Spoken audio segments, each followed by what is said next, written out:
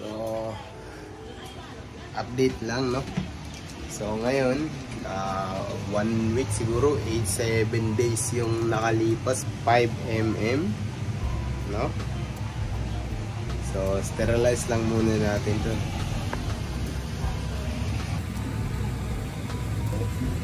Malaki na siya ng konti. Palaki na ng palaki. Pasakit na rin ng pasakit. So guys, ayun. Umpisa na naman na ulit. So ito na naman tayo. Haharapin yung camera. This time, ibang angle naman. So ito yung unahin ko kasi ito medyo wala na masakit.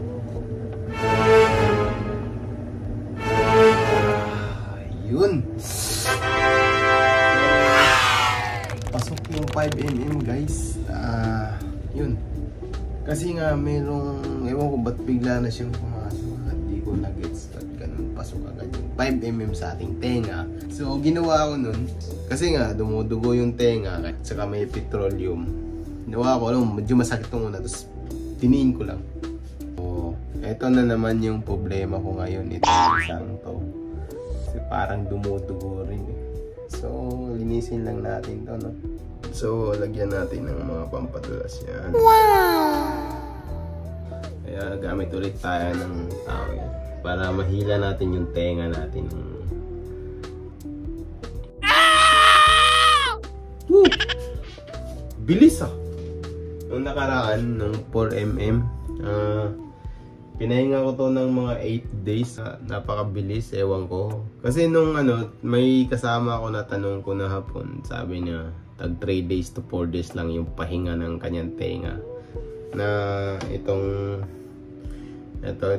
plastic, parang plastic na to. So mas maganda ata yung metal. Kasi pag metal, mabigat. Ito kasi magaan. Kasi siguro pag yung mabigat, may stretch yung ating tenga. Kaysa naman ito na lahat talagang kabigatan to. Hindi mabigat. Kaya siguro pag umpisa kayo, mas masiganda siguro kung ganun. Sa bagay, ako nasa 5 mm pa lang naman ako. So ang goal ko ngayon is hanggang 10 mm.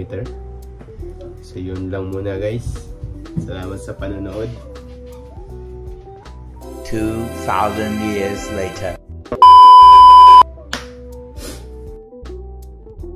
5 mm simula lang nalagay ito. Medyo compare ko ng 3 mm.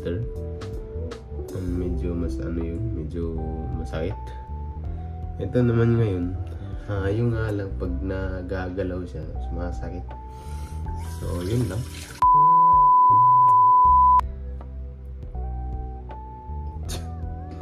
Masok. Hit na yung tama guys. Ayun na. Oh. Late na yung tama niya. Grabe. Yung tama niya late na late eh. Compare natin nung dati. Diba may pahinto-hinto pa ako na. Noon iba na. Kasi malambot pa kasi siya, kaya tuloy-tuloy ko na. Dati nung nasa 3 to 4 ata kasi may katigasan. Pagpasok sa loob medyo matigas. So nung pagkatapos nung 4, medyo okay na siya. Nilagay ko yung 5 mm diretso agad yun, di ba? So may kaibahan rin. So mas okay pala basta yung malambot pa siya.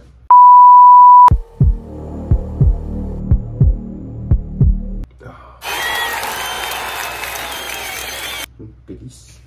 So tips pala, pag habang nilalagay mo siya, etong ditong makunat na to. Medyo masakit kasi kanina, kaya hihilahin mo lang. Hilahin mo yung tenga mo. Pasok mo lang. Basta, huwag kalimutan yung pampadulas. 10 mm. Yung goal natin, 10 mm. Salamat.